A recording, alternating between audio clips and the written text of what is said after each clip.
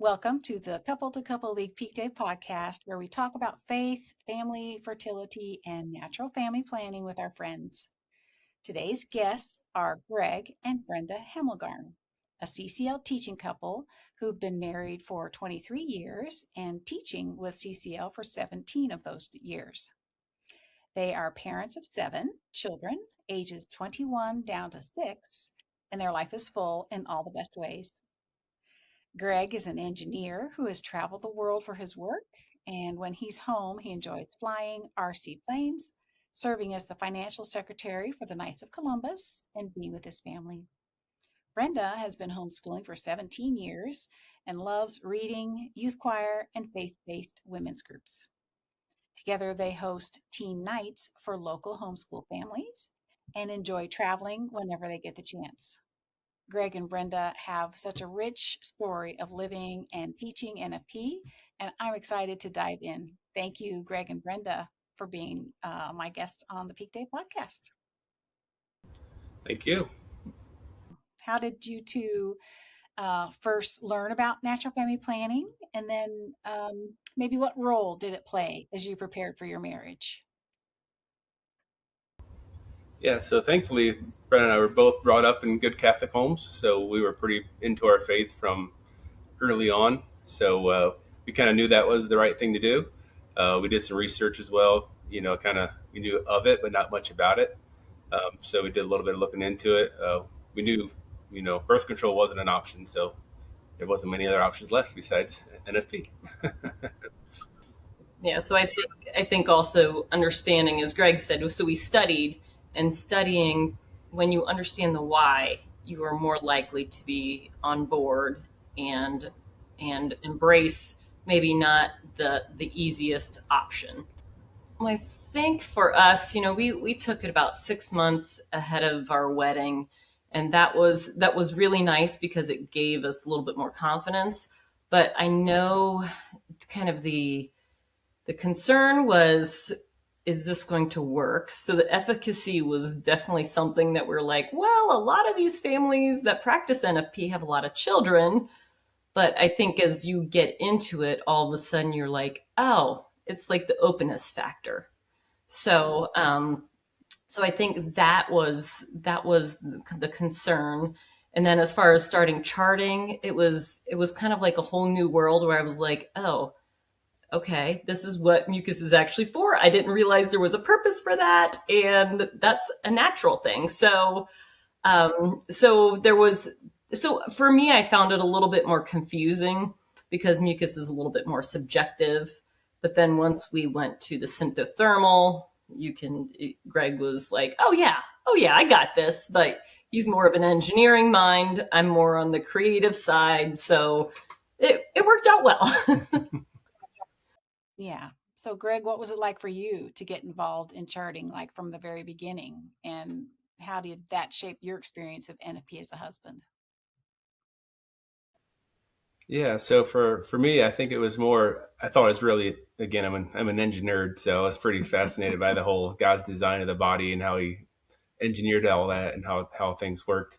So I thought that was really really kind of cool, from just that, and then just the amazingness of God, to all the little details He puts into something, you know, of everything else. So I thought that was really neat. But as I said, I didn't do as much charting per se. I did the interpretation, but more on that later as well. But yeah, it was good. So, how did learning and practicing NFP influence the way that you two talked about fertility and timing and your hopes for family life? I think I think it really kind of forced the conversation where if you were on something else, you didn't have to talk about it because it was just what you did. And so this more forced the conversation, but it also, like as far as the family life goes, it I think there was a blooming of the understanding of the blessings of children, and that children are not burdens. It's not easy, but yet the joys and the graces, you're given the grace to do what you need to do. And so I think there's kind of our culture kind of has a mindset today of, well, why would you want another child? Where I think this kind of forces you to ask yourself, why not have another child? So, so there's always insecurities with it, but in the end, I'm like, I would not trade my children for the world. Yeah, I love the phrase that you use, that blooming of understanding. That is beautiful because that is kind of what happens as you progress month after month. Your mind and heart kind of open up. So Brenda, how did your openness to becoming a mom evolve during that first year of your marriage? Was there a moment that kind of shifted your mindset? Oh yes, there was, and it's kind of the. I think all the guys would probably chuckle at the. I think when Gregg talks about the hormones in NFP, he's like, "Oh, now I begin to understand the women why they're kind of like this, ups and downs." But after after we were married, we took a well. After we were married, I think the expectation of children was I wanted to wait a while, and Gregg wanted them sooner, and that changed with stuff that he'll talk about in a little bit. But we decided to go on a trip, and on this trip we walked a ton. So we were walking from morning till evening, and there was a time change. The time change. So with all the extra exercise, as we know, that can throw off the cycle. So in my mind, we're practicing NFP, and then we get home and I am 2 weeks late. And I'm like, oh, I thought this was supposed to work. And I am not, in my mind, it just wasn't what I had planned per se. And I took a pregnancy test and it was negative. And then I was disappointed because, because we just can't make up our mind. So it was kind of funny because then all of a sudden I'm like, hey, we should have children sooner. And then you can. Yeah. So then at the time too, after we got married, I decided to start my master's degree. So I was working full time, doing a full time master's degree on the weekends, plus traveling for work at least once a month, Alabama or someplace else. So I had a lot on my plate. So I was happy that she wanted to now have kids sooner, but I was just way overwhelmed. There's like no way, this makes no sense to have a child just yet. Can we just wait a year or so until then I'll be done with the school side. I'll be done at least, and we can make that work much better. And sure enough, like 9 months to when I was supposed to graduate, she's like, "All right, let's go." I'm like, "Can I have like a 1 month break?" And yeah, I had a 2 month break between graduating and having her first child. So Yeah, so that was kind of my next question for you, Gregg, was how did you balance your desire to start a family like early, right away, with like those responsibilities of work and school and, your early married life? yeah, so the MBA was kind of not planned. It was kind of uh, it wasn't an accident, obviously, but I wasn't planning that earlier when we were like, let's start having families sooner. But I knew that I wanted to have a decent sized family. And I knew it'd be way easier to do it sooner than later. And so we kind of made that choice to say, okay, let's delay 1 year. And then we can have, hopefully more kids, better pay, all those things. So it all worked out. So it was forced to kind of some planning, I guess, again, your wants and your desires, and you got to balance it all out. So that's the beauty of NFP. You can work to achieve or to avoid, and all still within God's plan. So, how did practicing NFP maybe influence your openness to the number of children that you could imagine having in your marriage together? It's amazing, as Gregg said. It's kind of you're given what you need at the time, and we were at a point where we had 6 children, and I was like, okay, I think we're at a good spot now. And then I went to a mother's retreat, and during adoration, I just felt a call. You're not done yet. And I was like, oh, okay. All right. It's, and I was like, well, I think I'll get off the hook because I'll ask Gregg and he'll be like, I think we're good. So I go home and I ask, we're driving to to a banquet. And I said, so this was what was put on my heart. What do you feel about this? How do you feel about this? And he said, well, if God is calling us to this, who am I to say no? And I was like, okay, here we go. And 9 months later, we haven't had a well, but it was beautiful because, sometimes I think we can get a little like, you just feel like you're full and okay, this is what I can handle. And then that baby, we were going through just some struggles with health within the family. And that baby was such a blessing. And it's so funny because you just don't know what you don't know. And then when you have that baby, he was just a joy, just a light of joy to our family during that time. So you've seen friends experience challenges with hormonal birth control. How has that shaped your perspective on using a science-based natural method? I think in the beginning, when I ran into the friends who were talking about complications with the pill or whatever, we were already steeped in NFP. And so I wasn't changing anything, but I was very thankful that we knew what we knew when we knew it, because then we didn't have to go through those extra challenges. So one friend talked about how she was incredibly moody on the pill, and she's like, I just can't go on it. I become a bear. And then we were talking with another acquaintance, and she was like talking about perforated uterus from an IUD. And so it's just like, so it's in those situations, just felt very blessed to be where we were. So let's talk about how you learned one method in the beginning of NFP, and then you later transitioned to the symptothermal method. What differences did you notice? Was there like differences in communication and maybe Gregg's participation? Yeah. So both were effective. So we've used the first method for quite a while, but it was very much kind of Brenda's job per se. It was a mucus only method, so not much I could do to help there, besides maybe help interpret the charts at the end. But so pretty one sided, I guess. So I found we started teaching the symptothermal rule and learning that, then I found that'd be much better because it was interactive. Like I would do the temperature, do the thermometer, the charting, and so we were more on the same page at all times. Before I'd kind of like check in, hey, well, what are we at? Where now since the thermal, I know every day where we're at because we're both doing it together. So I think that's a very beneficial aspect of this method. But both are very effective and good. It's just I liked this one better from the participation side.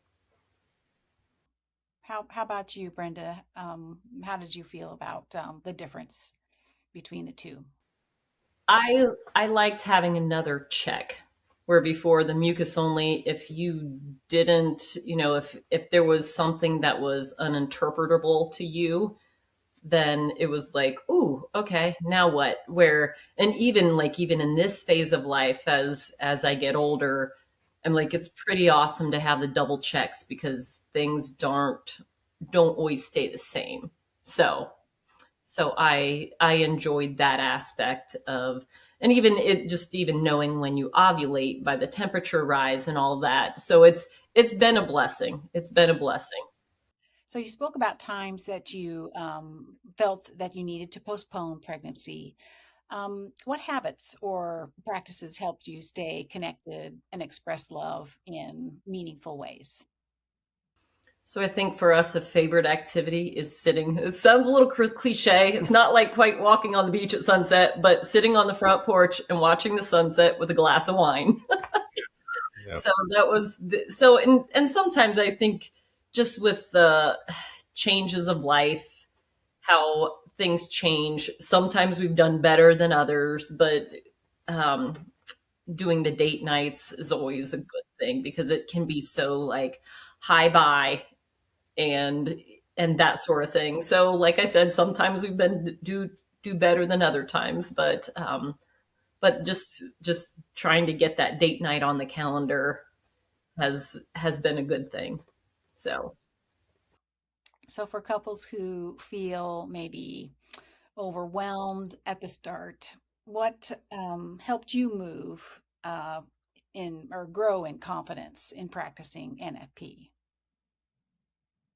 So one thing we always say, partially jokingly, but for those who are not sure, like the best way to really get this is to become a teacher. I mean, you get really good at this really fast. So we haven't had too many takers yet, but that jokingly, that's obviously it's like anything, right? Riding a bike, anything, practice makes perfect. So it just comes down to getting some reps under your belt. And like we said at the beginning, if you're able to do it before you're actually married, definitely well worth it, because then you can get some of that confidence in advance. Um, and I think it helps, that obviously we're volunteer teachers, and we're always willing to help anybody with questions. And I think somebody who's not sure, we get text. Brenda gets text more than I do.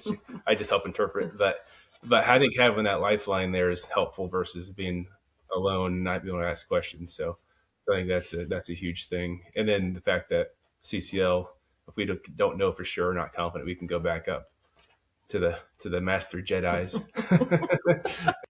So as you said, you've used NFP both when you're avoiding a pregnancy and when you're hoping to conceive. How did that flexibility strengthen your trust in the method? well, I think knowing, as Gregg said, the more you get under your belt, and then you're like, okay, this does work. All right, that's good. That's good. But I think learning it, yeah, I think learning it early on, getting a few under your belt is good. And then as far as like trusting the method, I think that's the key component. And then trusting your partner, like Gregg has been just a great man. And I think we both have each other's interests at heart. And so when you have that, it just builds trust. So looking back, was there a moment when you realized that NFP maybe wasn't just about fertility, but it was shaping your marriage in some ways? Yeah, I think really it's a virtue builder. It builds the self-control, the patience, it's the trust that I mentioned earlier. Um, Thinking of the others, charity. So there's a lot of virtues that it does build. And I think sometimes when you're taking the road less traveled, it will help shape you into what you are, to be more like God and to be more loving and to be given the grace to be able to practice those virtues. So yes, it does. Yeah, we kind of talked earlier that a lot of the discipline, or the what you learn from the NFP also applies to much other areas in your life. Like the church, hey, the church says you should do this, and it's a good thing. It might not be easy, but that applies to a lot of the other parts of things. There's a lot of parts of our faith that aren't easy, but they're the right thing to do. And so there's um, the harder path is usually the better path, unfortunately. So this just is it, so that goes in all elements of our faith. So I think that's where it kind of fits in, is the church has guardrails she puts up for us, and they're there to help us and not hurt us. So So you chose to become a CCL teaching couple. What motivated you to take that step? I think the funny thing is so I talked to my mom one day and she said, "You know what? They are looking for NFP teachers." And I was like, "Okay, mom. All right." And then Gregg came home and I was like, "Guess what my mom told me today?" She said they're looking for NFP teachers. And Gregg's like, "Well, why not?" And I was like, so I was speechless, which isn't all that common. yeah, So hence we took the training, and now we've been teaching a long time. When a couple finishes your class, what do you most hope that they walk away understanding about charting and marriage and partnership? So kind of what we talked about earlier, kind of the why behind it all. I think that's how we started, but I think we spent a fair amount of time. You know, the course itself does a lot of good work with that, with the videos and father talking and everything else. We try to supplement as much as we can because that's, I think, the critical piece of not just taking a class and then walking away doing something else, is make sure they really get the why you're doing it. So I think that's a major element of it. So I know we try to throw in a few extra like analogies. Again, I'm a kind of analogy guy. I've borrowed a few from different folks over the years, but like a common thing people hear is, hey, NFP, what's the difference between that and birth control? They're both trying to avoid a baby. What's the difference? And so we always kind of give the math story example of two kids want to get an annual test.